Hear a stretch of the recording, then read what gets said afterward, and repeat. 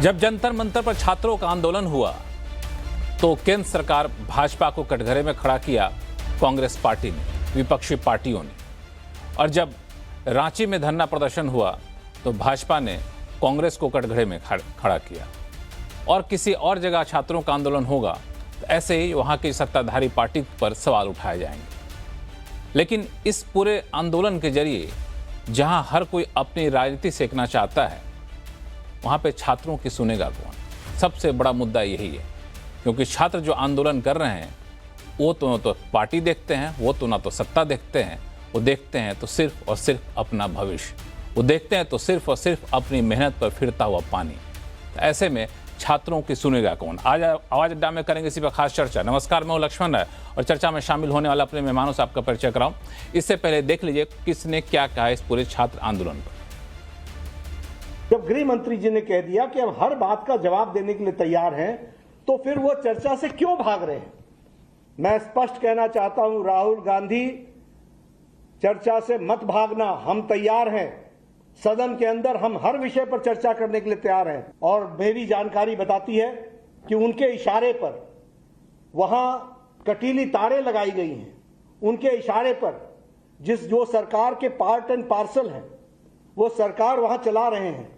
क्या उनको छात्रों की आवाज वहां सुनाई नहीं दे रही है? हमारी पहली डिमांड थी कि होम मिनिस्टर आए और देश को क्लियरली बता दें, या उन्होंने ऑर्डर दिया और वो कल्पेबल हैं और उन्होंने हमारे बच्चों पर गोली चलाई, युवाओं पर गोली चलाई, या उनको मालूम ही नहीं था और किसी और ने ऑर्डर दे दिया और फिर वो इनकॉम्पिटेंट है कि गोली किसने चलवाई, और अगर इन्होंने नहीं चलवाई तो होम मिनिस्ट्री ने किसने चलवाई, और कल्पेबिलिटी है या इनकॉम्पिटेंस है, ये हम समझना चाहते हैं। ये पूरा ड्रामा जो चल रहा है, अमित शाह का जो गुब्बारा फटा है उसको रिपेयर करने का, उसमें फिर से गैस भरने की कोशिश हो रही है, ठीक है, और वो गुब्बारा फट गया है, उसमें कोई मतलब गैस नहीं भरी जा सकती। Amit Shah does not have the courage, guts नहीं है उसमें कि वो पार्लियामेंट में आके हमारे सामने खड़ा हो जाए।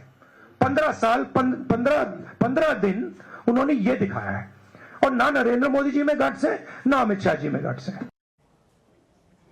तो ये थे जेपी नड्डा और फिर राहुल गांधी। किस तरह की इस पर राजनीति हो रही है इसकी एक झलक आपने देख लिया, लेकिन मुख्य मुद्दा यही है कि आखिर इतना कुछ होने के बावजूद छात्रों का आंदोलन रुक नहीं रहा है और राजनीति भी चलती जा रही है। इस पर चर्चा करने के लिए हमारे साथ विशेष मेहमान जुड़े हैं। कांग्रेस के प्रवक्ता ईशान त्यागी हमारे साथ जुड़ेंगे, झारखंड मुक्ति मोर्चा के नीलम मिश्रा हमारे साथ जुड़ेंगे, वरिष्ठ पत्रकार सतीश के सिंह साहब जुड़ चुके हैं, वरिष्ठ पत्रकार समीर चौगांवकर साहब हमारे साथ जुड़ेंगे, राजनीतिक विश्लेषक सज्जन कुमार सिंह हमारे साथ जुड़ चुके हैं। सबसे पहले शुरुआत में करना चाहूँगा सतीश के सिंह सर आपसे कि आपने अपने पत्रकारिता के इतिहास में कई सारे ऐसे आंदोलन देखे होंगे, कई सारे ऐसे धरना प्रदर्शन देखे होंगे और उन पर होती हुई राजनीति भी देखी होगी आपने, लेकिन अभी जो हो रहा है उसको आप कैसे देख रहे हैं? देखिए, ये 15 दिन से सरकार सन्नाटे में क्यों है? केंद्र सरकार, ऐसा लग रहा था कि वो झारखंड के लिए वेट कर रही थी कि आज झारखंड में कुछ हो, और अब देखिए झारखंड के बाद थोड़े हौसले इनके बुलंद हो रहे हैं। लेकिन इनको किसी ने ये नहीं कहा, मतलब कोई खेद व्यक्त नहीं हुआ जंतर मंतर की घटना के लिए, कोई अभी तक नहीं हुआ है। संवाद स्थापित करने के प्रयास हो रहे हैं, इससे हिली है सरकार। दरअसल लक्ष्मण जी, आपने बड़ा अच्छा प्रस्तावना दिया है। दरअसल जिस देश में ये दावा किया जा रहा हो कि 7% ग्रेजुएट को ही सैलरी वाली नौकरी मिल रही है, जो ग्रेजुएट नया पहले साल में निकल रहे हैं, और दावा तो ये भी है कि 40% तक का बेरोजगारी है। हालांकि सरकारी आंकड़े 16.3 बता रहे हैं हाल वाले।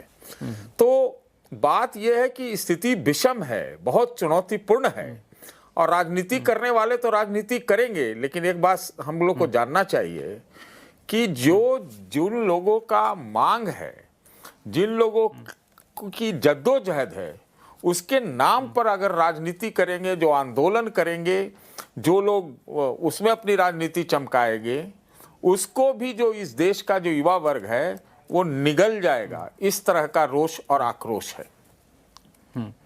इस तरह का रोष और आक्रोश है।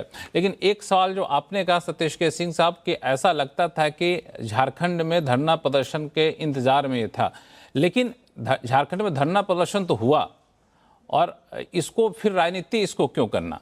ये तो देखिए कि वहाँ भी सरकार के प्रति आक्रोश है, वहाँ पे सरकार के प्रति आक्रोश केंद्र सरकार के द्वारा चलाए जा रहे नीट के प्रति नहीं है, या फिर दूसरे ऐसे एग्जाम के प्रति नहीं है। झारखंड सरकार द्वारा स्थानीय स्तर पर चलाए जा रहे एग्जाम को लेकर के है।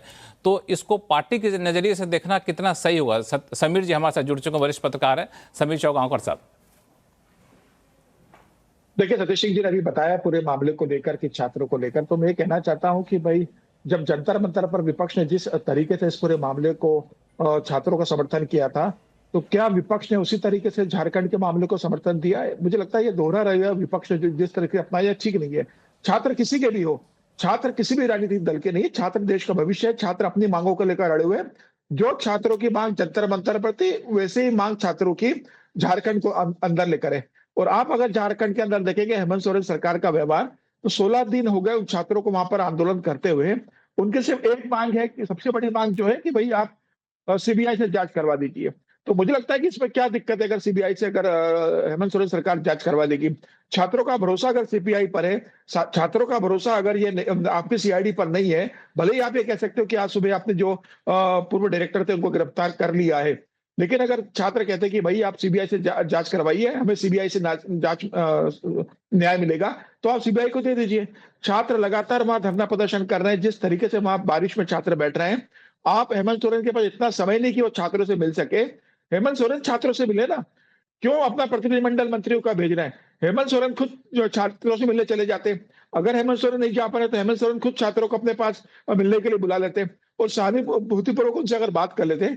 जो छात्र शिबू सोरेन का फोटो लेकर आंदोलन कर रहे हैं, उनके बेटे प्रदेश के मुख्यमंत्री है, शिबू सोरेन के बेटे प्रदेश के मुख्यमंत्री है, और छात्र शिबू सोरेन का फोटो लेकर आंदोलन कर रहे हैं। उसके बाद अगर मुख्यमंत्री उनसे बात नहीं कर रहे हैं, उनको न्याय नहीं दिलवा पा रहे हैं, तो मुझे लगता है बहुत दुर्भाग्यपूर्ण इस मामले को लेकर। और मैं राहुल गांधी से उम्मीद कर रहा था कि राहुल गांधी जिस तरीके से छात्रों के साथ खड़े रहे, मुझे बहुत अच्छा लगा कि वो जंतर मंतर को लेकर छात्रों के साथ खड़े रहे। मैं उम्मीद कर रहा था कि राहुल गांधी ये कहेंगे कि झारखंड में हेमंत सोरेन छात्रों का नहीं सुन रही है, तो मैं सरकार से अपने मंत्रियों को विड्रॉ करने के लिए कहूंगा और जरूरत पड़ने पर मैं सरकार से समर्थन वापिस ले लूंगा। तो ये छात्रों का मुद्दा है। तो मुझे लगता है कि राहुल गांधी इस मामले पर देखें, राहुल गांधी को इलाहाबाद जाकर गूंज करने की समय है।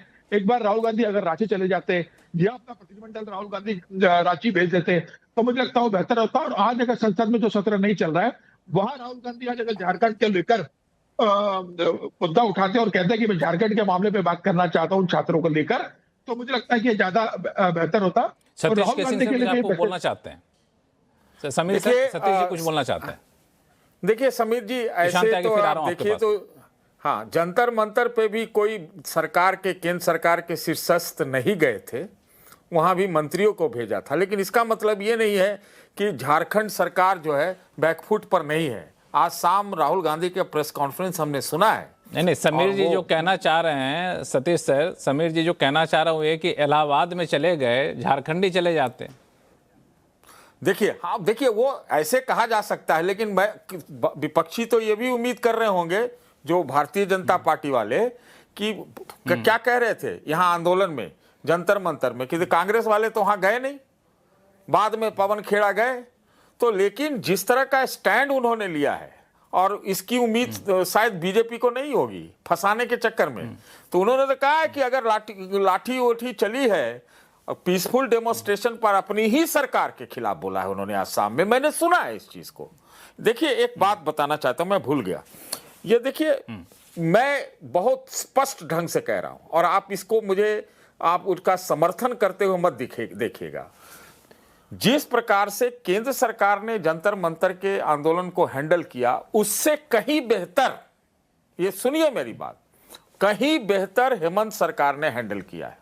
ये बात सुन लीजिए, एक बात। दूसरी बात, बैकफुट पर वो जरूर है, उसको इस्तीफे भी कराने चाहिए, उसको भी कराने, बहुत सारे काम किए हैं उन्होंने, परीक्षा वगैरह कैंसिल वगैरह किया है, ये सब किया है। लेकिन क्या है कि आप कोई खेद भी व्यक्त न करें, आपका यहाँ कोई जंतर मंतर पर जाए ना, और अब जब क्या कहते हैं झारखंड में हो तो आप उसके आड़ में छुप जाएं। ये दोहरे स्टैंडर्ड नहीं चलेंगे, चाहे राहुल गांधी ये काम करें। ठीक है, ऐसा करते हैं, इसमें मैं आता हूं आगे चल के। सतीश जी, झारखंड मुक्ति मोर्चा की डॉक्टर नीलम मिश्रा हमारे साथ जुड़ चुकी हैं, उनसे मैं कुछ सवाल लेता हूं, फिर आप लोगों के पास आता हूं। डॉक्टर नीलम मिश्रा जी, जो अभी चर्चा हो रही थी, तो और चर्चा से कुछ ही देर पहले बीजेपी की प्रेस कॉन्फ्रेंस भी हुई, जिसमें जेपी नड्डा साहब ने यह आरोप लगाया कि वहां पे जो कटीले तार बिछाए गए, वहां पे जो छात्रों पर कार्रवाई की गई, मुझे उनका कहना था कि उन्हें इस बात के पुख्ता सबूत मिले कि ये सब कुछ राहुल गांधी के इशारे पर किया जा रहा है। ऐसा है क्या? बहुत शर्मसार करने वाली बात है ये।